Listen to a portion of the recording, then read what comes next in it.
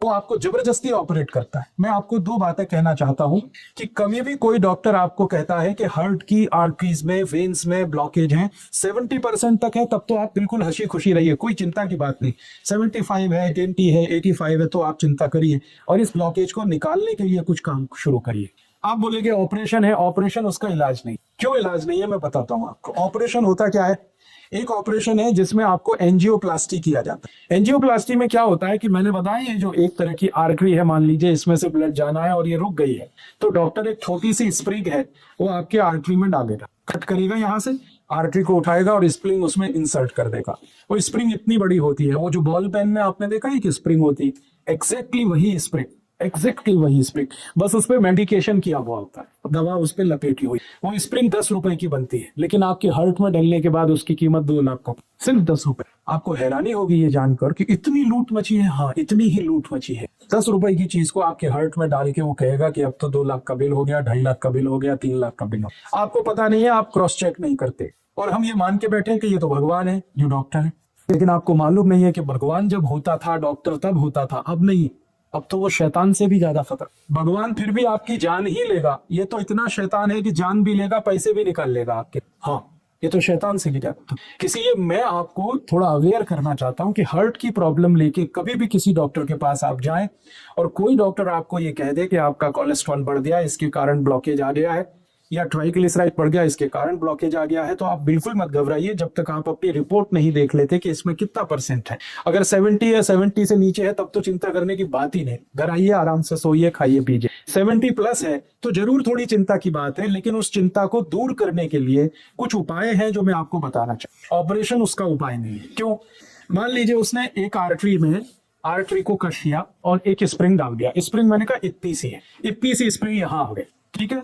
अब ये स्प्रिंग डाल दी तो इसमें होगा क्या कि आर्टरी का थोड़ा एक्सपेंशन हो गया, तो खून ज्यादा जाने लगेगा। 1-2 दिन आपको बहुत रिलीफ लगेगा, लेकिन आगे और पीछे जहां स्प्रिंग है ना, उसके आगे और उसके पीछे वहां फिर जमा हो जाएगा क्या? कचरा, कीचड़, कोलेस्ट्रॉल फिर जमा हो गया, तो फिर तकलीफ आएगी। आप फिर दोबारा आप डॉक्टर के पास जाएंगे, फिर कहेगा आपको एक और एंजियोप्लास्टी कराना पड़ेगा। तो जहां पे उसने स्प्रिंग डाला था उसके आगे पीछे और एक डाल देगा, फिर आपका 2-2.5 लाख का खर्चा। फिर उसमें क्या होगा, जहां स्प्रिंग पड़ गई वहां से तो ब्लड निकल गया, फिर उसके आगे और पीछे फिर वही समस्या। मतलब सीधा सा ये है कि ब्लॉकेज होने की टेंडेंसी जब तक आपके ब्लड में रहेगी तब तक ये होता ही रहेगा, आप चाहे कितनी एंजियोप्लास्टी करा दी। और एक आर्टरी में 2 या 3 से ज्यादा एंजियोप्लास्टी हो नहीं पाती क्योंकि वो बहुत वीक हो जाती है। तब डॉक्टर आखिर में कहता है बाईपास सर्जरी कराना। बाईपास सर्जरी में क्या होगा, जो आर्टरी है उसके पैरेलल एक दूसरी आर्टरी लगाए और इसको बंद कर दे। लेकिन अगर ब्लॉकेज की टेंडेंसी उसमें भी बनी हुई है तो थोड़े दिन में उसमें भी ब्लॉकेज आ जाएगा। कीचड़ भरने की अगर नाली में टेंडेंसी है तो नाली कितनी भी नहीं बनाते रहो, कीचड़ भरने ही वाला है। आप कुछ ऐसी व्यवस्था करो कि पानी के साथ नाली में कीचड़ ही ना जाए, ब्लड में कोलेस्ट्रॉल बढ़े ही नहीं, ट्राइग्लिसराइड बढ़े ही नहीं। और कोलेस्ट्रॉल बढ़े तो वो बढ़े जो अच्छा वाला है, जिसको हम HDL कहते हैं। खराब वाला क्यों बढ़े, LDL और VLDL। तो मूल बात जो हमें समझने की है वो ये कि हार्ट की प्रॉब्लम में कभी भी आपको डायग्नोसिस कर दिया किसी डॉक्टर में कि आपको हार्ट अटैक आने वाला है, हार्ट फेल होने वाला है, कार्डियक अरेस्ट होने वाला है क्योंकि आपकी आर्टरीज में यहाँ ब्लॉकेज है, यहाँ ब्लॉकेज है, तो इसमें चिंता नहीं करना है, चिंतन करना है। चिंता करेंगे आप घबराएंगे, घबराहट में वो सारे पैसे आपके निकाल लेगा क्योंकि यही आपका वीक पॉइंट। आप चिंतन नहीं करिए कि मेरे ब्लड में जो खराब कोलेस्ट्रॉल है वो बढ़ क्यों रहा है, ये कम हो जाना चाहिए।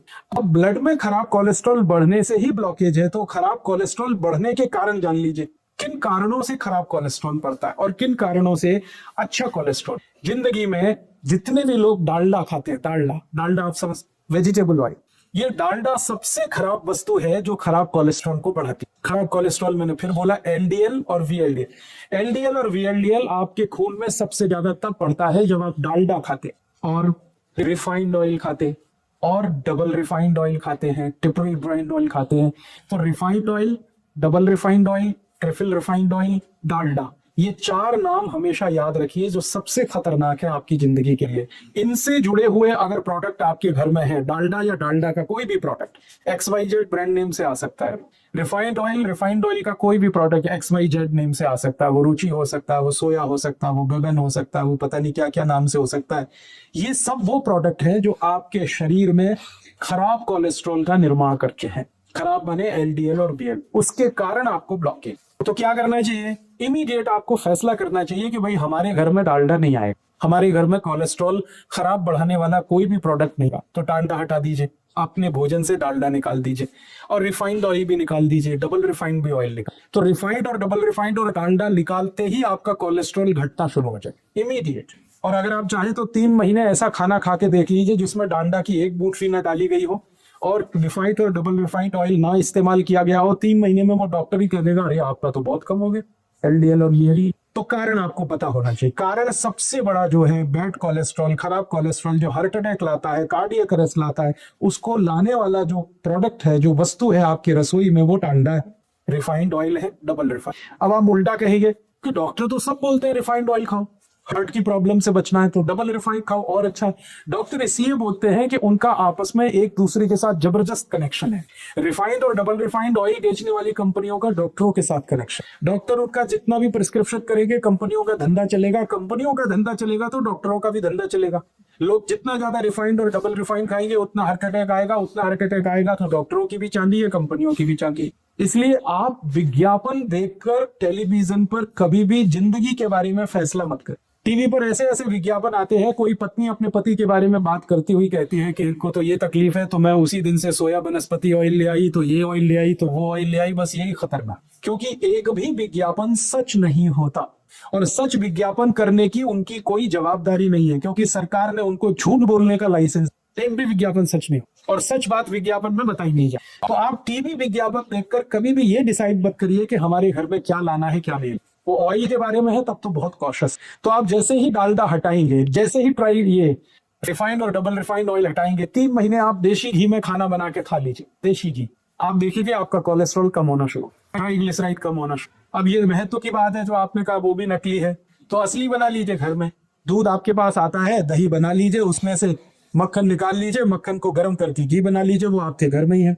मेरा कहने का मतलब ये है कि आप घी के लिए देशी घी जितना ज्यादा खाएंगे बैड कोलेस्ट्रॉल उतना कम बनेगा, डालडा जितना खाएंगे बैड कोलेस्ट्रॉल उतना ज्यादा बनेगा, रिफाइंड और डबल रिफाइंड खाएंगे और ज्यादा। तो पहली बात अपने जीवन में याद रखिए कि हार्ट से जुड़ी हुई किसी भी प्रॉब्लम में तेल तुरंत बदल दी। फिर आप बोलेंगे अच्छा डालडा छोड़ दिया, तो डालडा छोड़ के घी पे आ जाइए। और घी में मैं आपसे कह चुका हूं कि गाय का हो तो बहुत अच्छा है। गाय का घी जिस पर 12 साल मैंने रिसर्च किया है, 1 ग्राम भी कोलेस्ट्रॉल नहीं बढ़ने देता। गाय के घी में ऐसी तासीर, हाँ मैं बताता हूँ एक मिनट। गाय का घी 12 साल तो मैं रिसर्च कर लिया, हजारों साल हमारे ऋषि मुनियों ने रिसर्च किया। गाय का घी 1 ग्राम भी कोलेस्ट्रॉल किसी का बढ़ने नहीं देता, कितना भी खा ले, 1 ग्राम भी नहीं बढ़ने देता है जो घी, वो भैंस का। तो जिनको हार्ट की प्रॉब्लम है उनको भैंस का घी तो छोड़ ही देना अच्छा, गाय का घी कहीं से अरेंज से। अब आप बोले कि गाय नहीं है तो गाय लाइए, जी गौशाला है पटियाला में, वो गौशाला वालों से निवेदन करिए, वो देशी गाय पालेंगे, आपको घी भी देके दूध ही पिलेगा। ये सारी समस्याओं का समाधान हम कर सकते हैं। बात जो मोटी समझने की है वो गाय के घी की है। दूसरी जानकारी कि आपके घर में तेल एकदम शुद्ध लाइए, ये जो रिफाइंड तेल है ना ये छोड़ दीजिए, शुद्ध तेल लाइए। शुद्ध तेल कैसा? सरसों आपके बाजार में मिलती है, सरसों लेके जाइए, तेल निकालने वाली मशीन को दीजिए कि भाई मेरा तेल निकाल के दो, तो जिस कंडीशन में वो तेल निकाल के देता वही शुद्ध है। ज्यादा से ज्यादा उसको फिल्टर करा लीजिए। एक फिल्टर्ड ऑयल आता है और एक रिफाइंड ऑयल आता है। रिफाइंड ऑयल गलती से भी मत लाइए, फिल्टर्ड लगे। फिल्टर माने छान के, बस इतना ही है, उसमें कुछ केमिकल मिक्सिंग नहीं है। तो आप फिल्टर ऑयल लाएंगे, सरसों का लाएं तो, नारियल का लाएं तो, मूंगफली का लाएं तो, तिल का लाएं तो, जो तेल आप खाते हैं। वैसे आपके लिए सबसे अच्छा तेल सरसों का ही है, क्योंकि हम नॉर्थ बेल्ट में जितने भी लोग रहते हैं सबके लिए सरसों बहुत अच्छा है। तो सरसों का तेल तो सबसे ही अच्छा है, लेकिन कोई लोग ऐसे भी है जो नारियल का तेल खाते हो या मूंगफली का खाते हो या तिल का खाते हो, उनके लिए भी मेरा यही रिक्वेस्ट है कि शुद्ध तेल लाइए। नारियल का लाएं तो, तिल का लाएं तो, मूंगफली का लाएं तो। आपका ये वो बहुत गाढ़ा होता है। मैं आपको एक जीवन ज्ञान का सच बताना चाहता हूं जो डॉक्टर जानता है लेकिन वो बताता है। तेल जितना गाढ़ा होगा उतना अच्छा, दूध जितना पतला होगा उतना, तेल जितना गाढ़ा होगा उतना अच्छा, दूध जितना पतला होगा उतना अच्छा। अब पतला दूध आपको चाहिए तो वो गाय पे ही मिलेगा, भैंस का तो नहीं मिलेगा। और गाढ़ा तेल चाहिए तो शुद्ध तेल ही गाढ़ा होता है, रिफाइंड तेल तो बिल्कुल पानी के जैसा है। तेल को जब शुद्ध रूप में हम प्राप्त करते हैं, फिर इसको रिफाइन करने के लिए जो केमिकल्स मिक्स किए जाते हैं वो खतरनाक है हार्ट के, वो सब हमारे एलडीएल और वीएलडीएल को बढ़ाने वाले हैं वो सारे। मेरे कुछ मित्र हैं जो डॉक्टर हैं, हार्ट स्पेशलिस्ट हैं, अलग अलग गांव में, माने अलग अलग शहरों में काम करते हैं। हम सबका एक ग्रुप है, हमने ग्रुप स्टडी किया पिछले 10 साल कि जिसके क्लिनिक में जिसके पास भी हार्ट अटैक का पेशेंट आता है, ऑपरेट करने के पहले उसका पूरा हिस्ट्री लेना, तब ऑपरेशन करें। और हिस्ट्री में पहला ही सवाल हम पूछते हैं, तेल कौन सा खाते हो? तो 10 साल जितनी भी मरीजों के बारे में हमने जानकारी इकट्ठी की, 90% मरीज वो थे जिनको हार्ट अटैक आया और रिफाइंड तेल खाते और डबल रिफाइंड खाते, उनको और जल्दी आ। और जो मरीज हमको आके बोलते हैं कि जी हम तो शुद्ध तेल खाते, प्योर तेल खाते हैं, वो सिर्फ 10% थी। माने 90% खतरा ज्यादा है हार्ट अटैक होने का जब आप रिफाइंड तेल खा रहे हैं, डालडा खा रहे हैं, डबल रिफाइंड। तो तेल बदल दीजिए, घी बदल दीजिए, डालडा की जगह देशी घी लाइए, देशी घी गाय का होगा तो बहुत अच्छा है, नहीं तो भैंस का ला रहे हैं तो मात्रा थोड़ी कम करिए, ज्यादा मत खाइए, जितना खा सकते, जितना पचा सकते हैं उतना ही खाइए। ये महत्व की बात है कि घी, देशी घी कभी भी गाय का होगा तो 1 ग्राम भी कोलेस्ट्रॉल नहीं बढ़ाएगा, इसमें आप बिल्कुल बेफिक्र रहिए, क्योंकि 10 साल मैं कर चुका हूं ये काम और मुझसे पहले पुराने वैद्यों ने सैकड़ों साल ये काम कर। हमारे पुराने जमाने का याद करिए, हमारे दादा दादी, नाना नानी आधा आधा कटोरी घी खाते, किसी को हार्ट अटैक नहीं। हाँ, बस यही बात है महत्व की। मेहनत भी करते थे, खेत में जाते थे, हल चलाते थे, कुदाली चलाते थे, 10-10 किलोमीटर पैदल जाते थे, कंधे पर वजन रख के चले जाते थे, तो मेहनत उनकी होती थी। इसका मतलब ये है कि प्रॉब्लम जो है वो घी के साथ नहीं है, प्रॉब्लम आपके एटीट्यूड के साथ है कि आप अगर मेहनत कर रहे हैं तो घी बिल्कुल पचेगा, आपको चिंता मत करिए। आप कुछ भी मेहनत नहीं कर रहे हैं तो वही घी मारेगा क्या? तो घी का कसूर नहीं है, कसूर आपका। आप मेहनत नहीं करते, छोटे छोटे काम में भी हम मेहनत से अब चुराने लगे हैं अपना जी।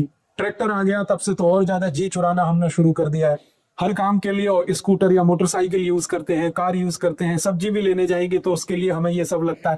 पैदल चलना हमारा इतना कम हो गया है, पहले बहुत पैदल चला जाता था, साइकिलें होती थी, पैदल चलते थे, तो ये सब फिजिकल वर्क पहले था, अभी बहुत कम है। तो इसमें घी का क्या दोष है? आप घी को गाली क्यों देते हैं? अपने को गाली दीजिए ना, हम मेहनत नहीं करते, हम निकम्मे हो गए, हम कामचोर हो गए, इसलिए ये प्रॉब्लम। इसमें घी का कोई दोष नहीं। घी का दोष तब आएगा जब आप मेहनत भी करें और उसके बाद भी आपका कोलेस्ट्रॉल बढ़े तब, लेकिन ऐसा कभी हुआ नहीं आज तक। मेहनत करने वालों को घी बहुत अच्छे से डाइजेस्ट, तो इसलिए आप घी तो रखिए, देशी घी अपने घर में रसोई में, डालडा निकालिए, रिफाइंड और डबल रिफाइंड हटाइए, तो तुरंत आपका कोलेस्ट्रॉल घटना शुरू हो जाएगा। दूसरी एक जानकारी मैं कल दे चुका हूं, आपको रिपीट कर रहा हूं, जैसे ही नमक बदल देंगे आपका कोलेस्ट्रॉल, नमक कल मैंने बताया समुद्री नमक छोड़कर आप सीधा नमक पे आ जाएंगे, काले नमक पे आ जाएंगे, कोलेस्ट्रॉल अपने आप गिरने लगेगा, ट्राइग्लिसराइड गिरने लगे। तो ये दूसरी बात याद रखिए।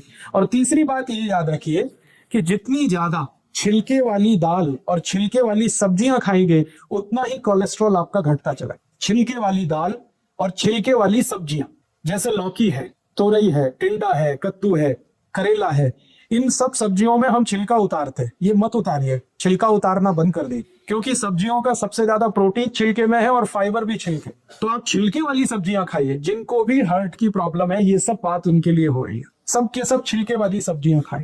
आलू भी छिलके के साथ खाएं तो अच्छा, आलू का भी छिलका ना होता तो आप कहेंगे फिर स्वाद नहीं लगेगा, लगेगा। आलू को उबालें और उबाल कर सब्जी में डालें, छिलका ना उतारे तो भी स्वाद लें। तो आलू है, गोभी है, पत्ता गोभी है, या तो पत्ता गोभी और गोभी का जो छिलका समझते हैं, वो जो डंठल होते हैं, छोटे छोटे पीस काट के आपके सब्जी में रखिए, बहुत काम की। जो आप निकाल लेते हैं वो बहुत काम की। करेले का छिलका कभी मत उतारिए, लौकी का मत उतारिए, तोरई का मत उतारिए, कद्दू का मत उतारिए। ज्यादातर सब्जियां छिलकी वाली खाना शुरू कर दीजिए, कोलेस्ट्रॉल अपने आप घटने लगेगा। हाँ, मैं आपको वो भी बता दूंगा, आप उसकी चिंता मत करिए। छिलके वाली सब्जियां भरपूर खानी है, छिलके वाली दालें खानी, मूंग की दाल खानी है तो छिलके वाली, उड़द की दाल खानी है तो छिलके वाली, माँ की दाल खानी है तो उसमें छिलका रहे, अरहर की दाल में छिलका, माने बिना पॉलिश की हुई दाल छिलके वाली। और चावल भी आप खाइए, वो भी छिलके वाला। चावल एक आता है छिलके वाला, एक बिना छिलके वाला। जो छिलके वाला चावल है वो रेड कलर का होता है, हल्के से लाल रंग का होता है, उस पर पॉलिश नहीं होती। तो बिना पॉलिश किया हुआ चावल खाइए, बिना पॉलिश की हुई दाल खाइए। हाँ, पकेगा। कैसे पकेगा तरीका मैं बता देता हूँ। हाँ, ब्राउन राइस जिसको आप कहते हैं, वो छिलके सहित होता है, इसलिए ब्राउन है। वो बहुत अच्छे से पकता है। कैसे पकता है? चावल को पकाते समय थोड़ा 2 बूंद घी डाल दीजिए, बहुत अच्छे से पक। या चावल पकाते समय थोड़ा नींबू निचोड़ दीजिए उसमें, बहुत अच्छे से पकता। एक एक दाना उसका खिला अलग रहता। तो छिलके वाला चावल, छिलके वाली दालें, छिलके वाली सब्जियां, ये सब खाना है हर उस मरीज को जिसको कोलेस्ट्रॉल बढ़ा है, हार्ट के अटैक आने की संभावना है, या आर्टरीज और वेन्स में कचरा जमा। 3 बातें हुई। चौथी बात और एक जानकारी दे दूं कि जो रोटी आप खा रहे हैं, रोटी मोटे अनाज की खाई। जितना मोटा अनाज उतना ही हार्ट के लिए अच्छा। जैसे मक्की है, बहुत अच्छी है हार्ट के। बाजरी है, बहुत अच्छी है हार्ट के लिए। ज्वारी है, बहुत अच्छी है हार्ट के लिए। गेहूं उतना अच्छा नहीं है। अगर गेहूं खाना ही है तो अकेला गेहूं मत खाइए, उसमें मिक्स करिए। क्या मिक्स करें? थोड़ा चना मिक्स कर दीजिए, थोड़ा सोयाबीन, थोड़ी ज्वारी, ऐसी चीजें मिक्स करिए जो मोटे अनाज में आती। फिर उसकी रोटी बनाइए, मिस्सी रोटी कहते हैं या क्या रोटी कहते हैं, मिस्सी रोटी, यस, वो खाइए। गेहूं की रोटी कभी भी मत खाएं, ना खाएं वो सभी पेशेंट जिनको हार्ट की प्रॉब्लम। मिस्सी रोटी खाएं, मोटी रोटी खाएं। और जब गेहूं आप पीसने के लिए लेके जाते हैं चक्की पर, और गेहूं के साथ बहुत सारी चीजें, तो उसको बोल करके मेरा आटा मोटा पीसो, बारीक मत पीसो। और बिना रोने। हाँ, मेरा आटा मोटा पीसो, बारीक मत पीसो। और वो आटा घर में लाके कभी भी छलनी से छानना नहीं, क्योंकि उसकी जो चोकर आपने निकाल दी वही आपके हार्ट को बचाने होगा। जो ऊपर की छिलके हैं, जो चोकर है, वही आपके खून को पतला कर। तो इसलिए इस तरह से आप अपने लाइफ को थोड़ा एडजस्ट करिए। अगर हार्ट की प्रॉब्लम, अगर आपने ये सब शुरू कर दिया और थोड़ी 2-3 चीजें और अगर कर सकें तो बहुत अच्छा है। शाम को मैंने कहा खाने के बाद कम से कम 1000 कदम पैदल चलना, आपको वॉकिंग करना शाम को बहुत जरूरी है। दोपहर के खाने के बाद आराम करना बहुत जरूरी है, थोड़ा वज्रासन में बैठना बहुत जरूरी है। ये सब करते हुए अगर आपने अपने आप को ढाल दिया तो मैं आपको स्टाम्प पेपर पर लिख के देता हूं, जिंदगी में कभी भी हार्ट अटैक नहीं आएगा, कितना भी कोलेस्ट्रॉल बढ़ा हुआ रहे। और लगातार आप इस हैबिट में आ जाएंगे जो मैं बता रहा हूं, तो आपका 6-8 महीने में कोलेस्ट्रॉल अपने आप ही खत्म हो जाएगा। आप हैरान हो जाएंगे कैसे हो गया, आपने फूड हैबिट्स थोड़ी सी चेंज की, वो हो गया। जो खराब कोलेस्ट्रॉल बढ़ाने वाली चीजें हैं वो हटाते गए, और जो अच्छा कोलेस्ट्रॉल बढ़ाने वाली चीजें हैं उनको बढ़ाते गए, आप ठीक हो गए। तो बिना मेडिसिन के, बिना ट्रीटमेंट के, बिना ऑपरेशन के आप अपने हार्ट की प्रॉब्लम को ऐसे ठीक। अब आप बोलते हैं इसमें और कुछ कर सकते हैं, हाँ, और अगर कुछ कर सकते हैं तो कर लीजिए।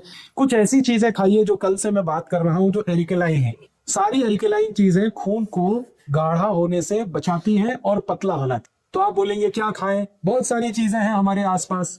सबसे एल्कलाइन चीज है हमारे भोजन में या आसपास के रसोई में और पड़ोस में, आंवला। भरपूर आंवला खाइए। अब भरपूर आंवला खाने से मतलब नियमित रूप से आंवला खाइए, ये नहीं कि 1-2 किलो एक बार में खा जाए।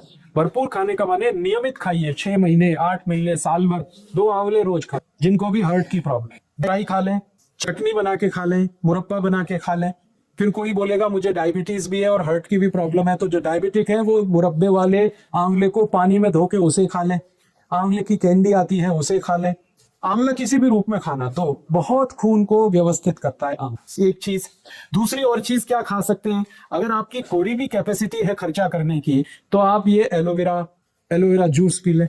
बहुत एल्कलाइन है और खून को एकदम व्यवस्थित कर देता है। एलोवेरा जूस आसानी से उपलब्ध है, पटियाला में मिलता है। गुरप्रीत भाई से आप संपर्क कर लें, उनके पास व्यवस्था है। और भी कहीं मिलता हो, स्वामी रामदेव जी के यहाँ मिलता है, वहां से भी आप ले सकते हैं। एलोवेरा फ्रेश कितना खाया जा सकता है? एलोवेरा फ्रेश अगर खाना चाहते हैं तो बहुत ही बढ़िया होगा, जूस से भी अच्छा होगा। एलोवेरा फ्रेश खाने का तरीका बता देता हूँ। उसका जो पत्ता आता है ना, वो काट के ऊपर वाला छील देना, उस छिलका उतारना। हाँ, उतारना खाने के लिए। फिर अंदर का जो गूदा है, पल, वो चबा के खा लीजिए। एक दिन में 10 से 15 ग्राम से ज्यादा मत खाइए। बहुत कड़वा है, बहुत तीखा है। उसको ग्राइंड करके पानी में, हाँ, ले सकते हैं, ग्राइंड करके पानी में ले सकते हैं, उसकी चटनी ले सकते हैं, चबा के खा सकते हैं, कैसे भी खा सकते हैं। अचार आता है तो अचार खा लीजिए। एक सर उसका जो छिलका है, दूसरी चीजों का तो छिलका खाना है। हाँ, एलोवेरा का छिलका ही एक है जिसको आप डाइजेस्ट नहीं कर सकते। वो डाइजेस्ट आप कर नहीं पाएंगे, इसलिए मैंने उतरवा दिया। बाकी सभी छिलके आप डाइजेस्ट कर पाते हैं। तो एलोवेरा का गूदा ले लीजिए। ऐसे ही हमारे पास बहुत एल्कलाइन चीज है, गाजर। अभी 4 महीने गाजर का सीजन आ गया, खूब गाजर खा लीजिए। माने नियमित रूप से, खूब जहां भी मैं शब्द इस्तेमाल करूंगा, नियमित रूप से 3-4 महीने खा लीजिए। 2 गाजर रोज, 3 गाजर रोज चबा के खा लीजिए। बहुत एल्कलाइन है गाजर। मूली है जी, डायबिटीज वाले जरूर खा लें। भगवान का बनाया हुआ कोई भी मीठा पदार्थ डायबिटीज वाले खूब खाएं। आदमी का बनाया हुआ कुछ ना खाएं। ये सारी खतरनाक बीमारी आदमी के बनाए हुए मीठे पदार्थ में, जिसमें वो चीनी डाली है। गाजर भगवान की बनाई है, आप खूब खाएं। जूस के लिए उसके प्रिस्क्राइब है बॉटल के ऊपर 30 ml to 50 ml आप ले। 30 ml की तो जरूरत नहीं है, वो उन्होंने प्रिस्क्रिप्शन दिया है, शायद वो बहुत हाई डिग्री किसी पेशेंट को ध्यान में रख के। मैं आपको कह रहा हूँ कि 10 से 15 ml ही पर्याप्त है। 30 ml बहुत ज्यादा है, नॉर्मल आदमी के लिए ठीक नहीं। वो बॉटल पे इसलिए भी लिखा गया है कि बिके, सब जगह बेचने का प्रॉब्लम आ गया ना। तो आपको तो मैं बता रहा हूं उस हिसाब से कि न्यूनतम दवा लेके या बिना किसी दवा के आप अपनी जिंदगी को कैसे मैनेज। तो एल्कलाइन चीजें हैं, गाजर है, आंवला है, टमाटर है, पत्ता गोभी है, फिर बंद गोभी है, फिर ये आपके पास मूली है, फिर चौलाई है, फिर सरसों है जो आजकल साग के रूप में। ये सब एल्कलाइन है, सब हार्ट के लिए टॉनिक है। तो इन चीजों का इस्तेमाल करते हुए भोजन में देशी घी या तो शुद्ध तेल का इस्तेमाल करते हुए, नमक बदलते हुए आप चल पड़िए जिंदगी के रास्ते पर। एक बार अगर अटैक आ चुका है पुराने किसी समय में, दोबारा कभी नहीं आएगा।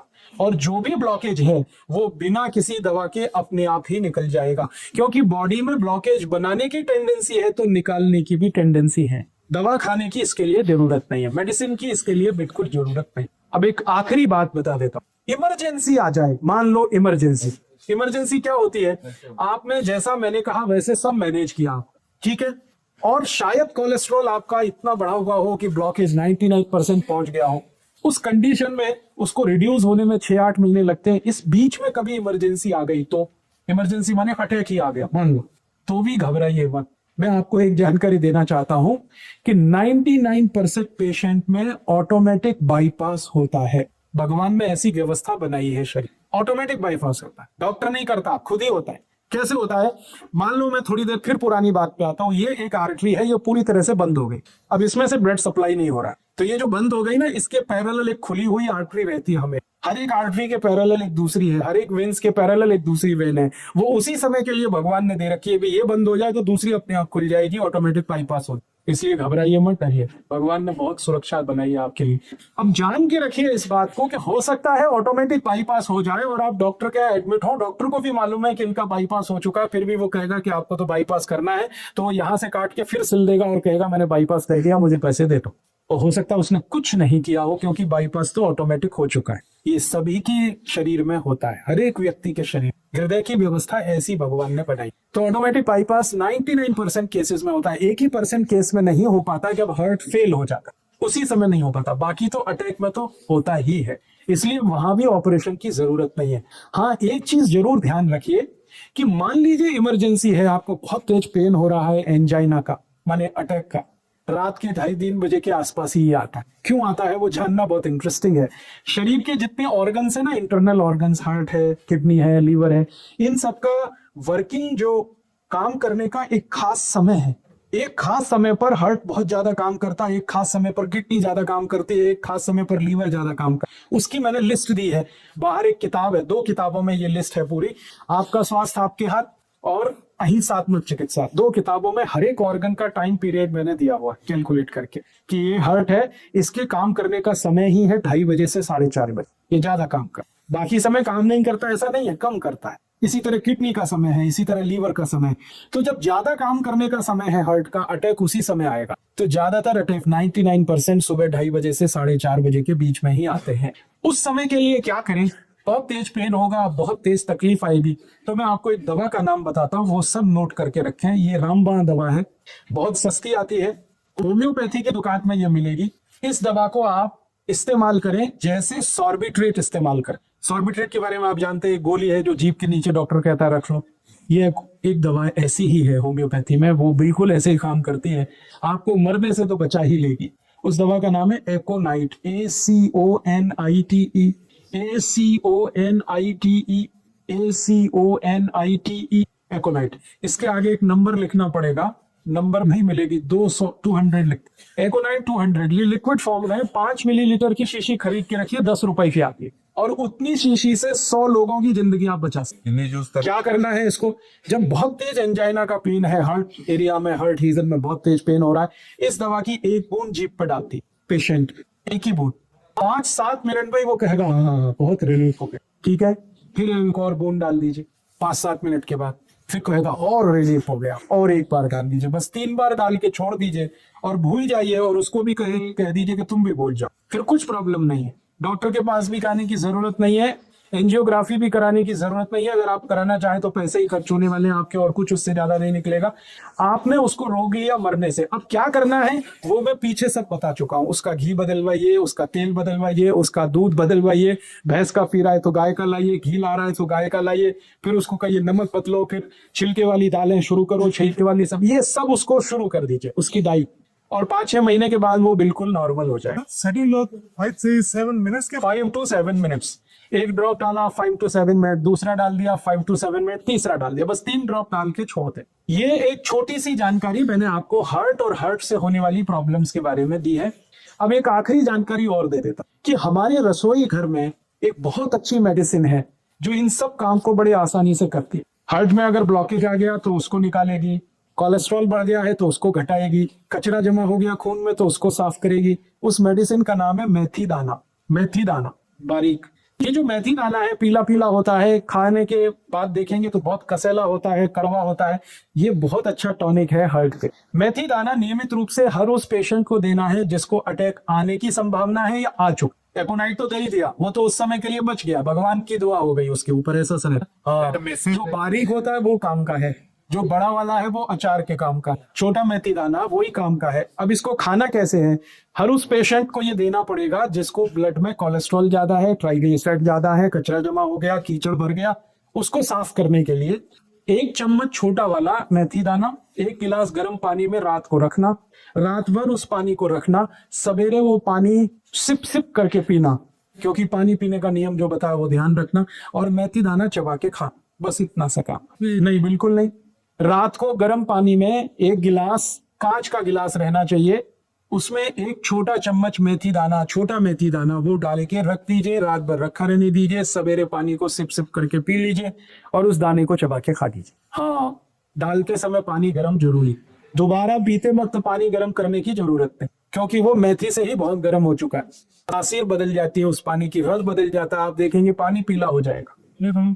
लगभग 3 से 4 महीने लगातार, 90 से 120 दिन लगातार। फिर क्या करना है? 90% केसेस तो इतने में ही ठीक हो जाते हैं, 90 से 120 दिन में, लेकिन 10% केसेस ज्यादा कॉम्प्लिकेटेड है तो उनको शायद ज्यादा चलाना पड़ेगा। तो मेथी दाने का एक नियम है वो ये कि 90 से 100 दिन देने के बाद 15-20 दिन के लिए उसको ब्रेक दे दीजिए, 15-20 दिन, और फिर वापस 90 दिन चला। तो 2 बार से ज्यादा शायद रिपीट मैंने आज तक किसी पेशेंट को नहीं किया, 2 रिपीटिशन में ही सब क्लियर करते हैं। अब मेथी दाने में कुछ ऐसे केमिकल्स हैं जो खून को बहुत अच्छे से साफ कर, साफ माने खून में जो कीचड़ वाला हिस्सा है, बैड कोलेस्ट्रॉल, वो सब खत्म कर दे मेथी दाने के केमिकल। तो ये हमारी रसोई की बहुत अच्छी एक दवा है। और एक अच्छी दवा बता देता हूं, इसी के साथ चाहे तो वो ले सकते हैं, नहीं तो ये या वो दोनों में से कोई एक ले सकते। स्वामी जी अक्सर वो आपको बताते हैं लौकी का रस। ये लौकी का रस भी वही काम करता है जो मेथी दाना का। लौकी का रस आप जानते हैं, छिलका नहीं उतारना, लौकी के छोटे टुकड़े करके कद्दूकस में पीस के उसमें या मिक्सर में पीस के रस निकाल लेना। उस रस में तुलसी पत्ता, धनिया पत्ता और पुदीना पत्ता, ये कम से कम 5 से 10, तीनों, 5 पत्ते धनिया, 5 पत्ता पुदीना, 5 पत्ता तुलसी, या 10 पत्ते धनिया, 10 पत्ता पुदीना, 10 पत्ते तुलसी, ये तीनों मिक्स करके चटनी बना के, चटनी माने उसमें कुछ मिलाना नहीं, खाली पीसना, पीस के उसको रस में मिलाना, लौकी के रस में। और इस रस की मात्रा 1 कप, 1 कप माने 150 ml। फिर से रिपीट करता हूं, लौकी का रस निकालना है बिना छिलका उतारे, और उसमें 5 से 10 पत्ते धनिए का, 5 से 10 पत्ते पुदीने का, 5 से 10 पत्ते तुलसी का, तीनों पीस के डालना है। 1 कप रस होगा और इसमें तीनों पत्ते पीस के डाल दिए। अब ये पीना है। इसको सबसे अच्छा पीने का समय है सवेरे खाली पेट, और अगर सवेरे खाली पेट कोई नहीं पी पाता, कारण कुछ भी हो उसका, तो दोपहर को खाने के बाद तो जरूर लेना है, शाम को ये नहीं ले सकते। सवेरे तो खाली पेट पानी ही पीना, तो कितना देर बाद? तो पानी पीने के लगभग 40 मिनट बाद, 40 से 45। एलोवेरा का जूस भी है जो बनाना है घर में, वो भी। हाँ, उसमें और 40 मिनट जोड़ दीजिए।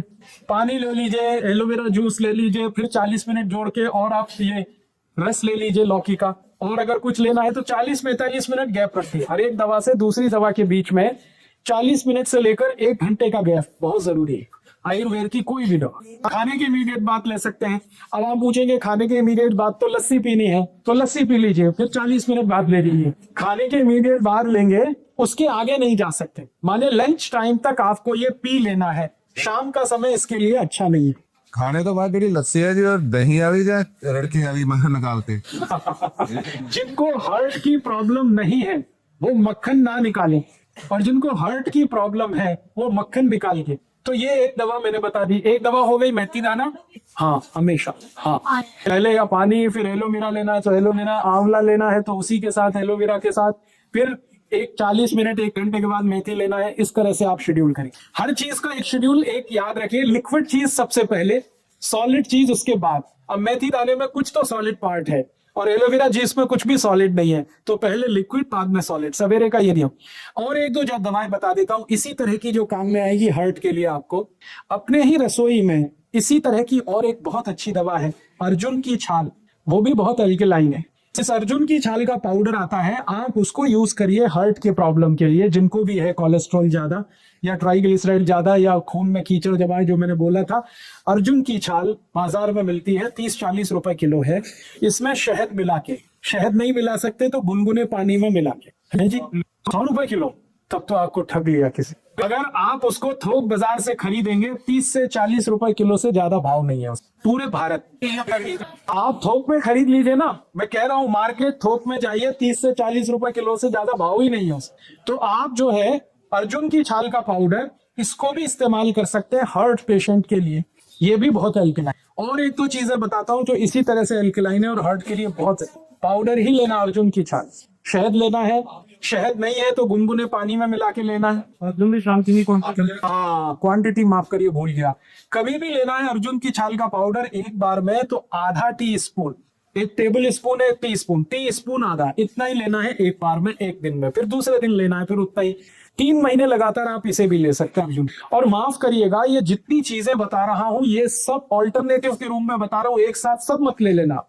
मैं आपको बता रहा हूं कि इतने ऑप्शंस आपके पास हैं। आपके पास लौकी है, आपके पास मेथी दाना है, आपके पास अर्जुन की छाल है, आपके पास आंवला है, आपके पास एलोवेरा है, इतने ऑप्शंस भगवान ने दिए हैं। आप ये सभी ऑप्शनल और ऑल्टरनेटिव हैं, ये एक दूसरे के कॉम्प्लीमेंट्री नहीं है। ध्यान रखना कि इसके साथ ये ले ले, इसके साथ। कुछ लोगों को लगेगा जल्दी ठीक होना है तो सब ले लो एक साथ, तो उल्टा हो जाएगा। हाँ, इसलिए जितने पॉइंट्स मैं बता रहा हूं, या तो ये या तो ये या तो ये, और इसलिए ज्यादा बता रहा हूं कि आपको इस बात का आइडिया हो कि हम कितने रिच हैं, भारत कितना रिच है, कि खाली रसोई में हार्ट को ट्रीट करने की कम से कम 20 दवाएं हैं जो दुनिया के किसी किचन में नहीं, वो हमारे यहाँ। तो हमारी रिचनेस का पता चले। और दूसरा, हमारे पुराने बुजुर्ग, दादा दादी, नाना नानी जो कहते रहे हैं, उस पर आपका भरोसा बढ़े, इसलिए ये सब इतनी बता, वरना एक बता के मैं छोड़ देता कि इतना ही काफी। दोस्तों, सबसे पहले तो चैनल सब्सक्राइब करें, फिर लाइक, कमेंट और शेयर करें। और हाँ, हमारा एंड्रॉयड ऐप डाउनलोड करना ना भूलें।